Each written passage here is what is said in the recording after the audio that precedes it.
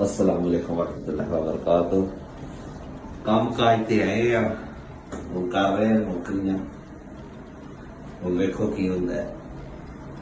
Lift पे चढ़े हैं, हम खुलेगा बुआ, बुआ ना मारी।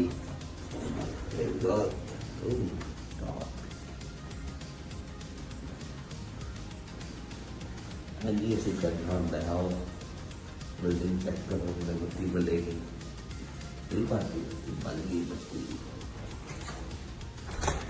बल गई बत्ती।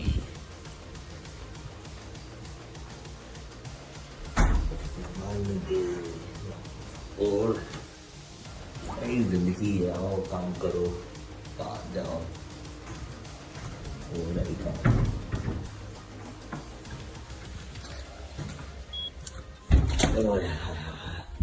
तुरी तो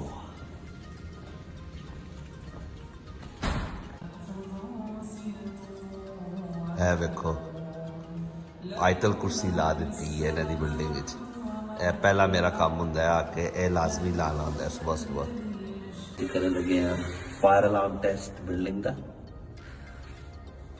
यह करना पैदा है वीकली। पता लगता रहता है ना कि इन केस अगर सही फायर अलार्म बच जाए तो की करना है। और 1 मिनट है करने उन्हें भी थोड़ा आवाज सुनावा तो बचेगा। अभी कुछ बंद होता है, क्या करना पैदा है।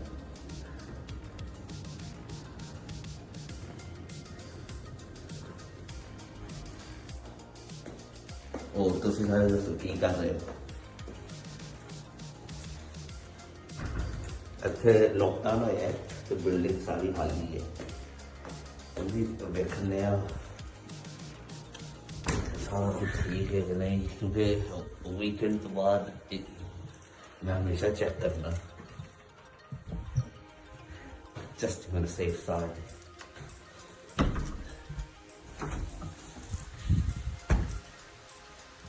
ये तक तो सारा कुछ ठीक लग रहा है।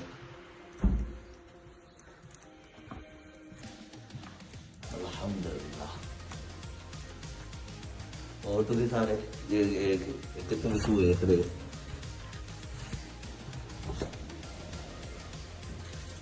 मैंने आख्या ना मैं कोई एडा बड़ा ब्लॉगर नहीं, या मैं उसी स्टार्ट किया। मैं तो चलो रिकॉर्ड करके वीडियो लाना रहा यूट्यूब पर। कल बच्चे बड़े होते हो वेखते पापा क्यों नहीं वीडियो बनाते।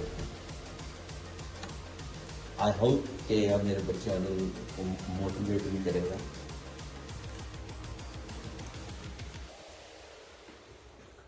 आराम आराम ना करी जाओ काम, आराम आराम ना।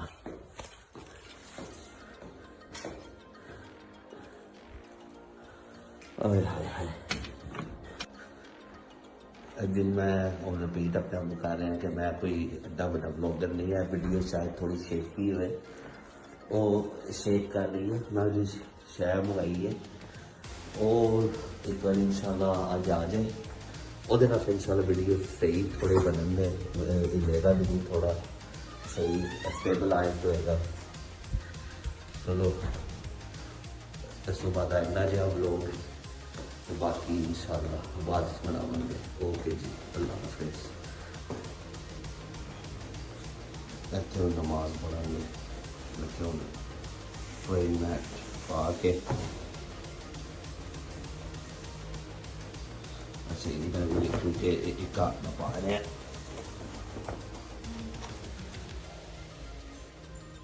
और बखाने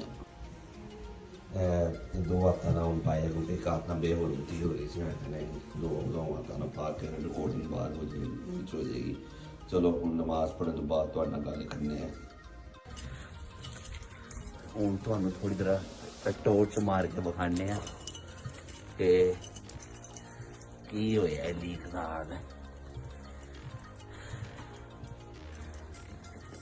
जो टोर्च अज बग गई फ्लैश ऑन।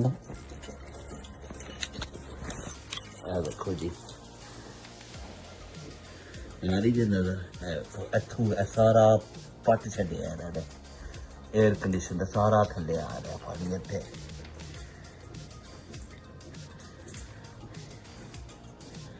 सारा चिप चिप से सारा पानी पानी पानी सारे लिए इत्थे तक लीक बाहर आए। हम इन्वेस्टिगेट करिए।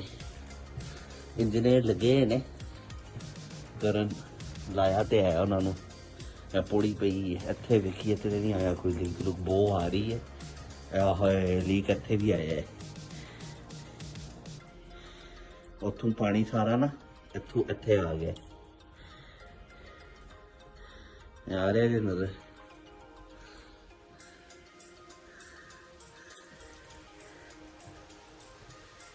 पिछू सारे लोग कहते हैं बाहर के मुल्कों सहूलत बड़िया ने काम भी बड़ा करना पैंदा है।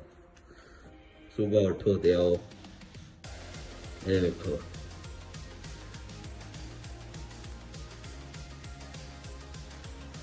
इतने मैं वेखा उत्ते तो नहीं कितने पानी डिगे उत्ते कोई नहीं बड़ी बो आ रही है। वो दरवाज़ा खोले है फिर सारे दरवाजे खोले ने इतने वेखिए इतने तो नहीं कोई लीक नहीं जी इतने कोई नहीं लीक ठीक है। वो ना लगे सैपरेटर नौकी दा क्या करता है तो एक कमरा है बोर्ड रूम है अदी जरा सैपरेट करता है घूमिए वेख लो जी बत्तियां भी बुझ गई ने उन्हें इंजीनियर ने आके बत्तियां बुझाई ने कि इलैक्ट्रिक्यूट ना हो जाइए वेख लो जी ये हाल है। चलो जी बस नहीं बखाना सी ओके जी खुदा हाफिज़।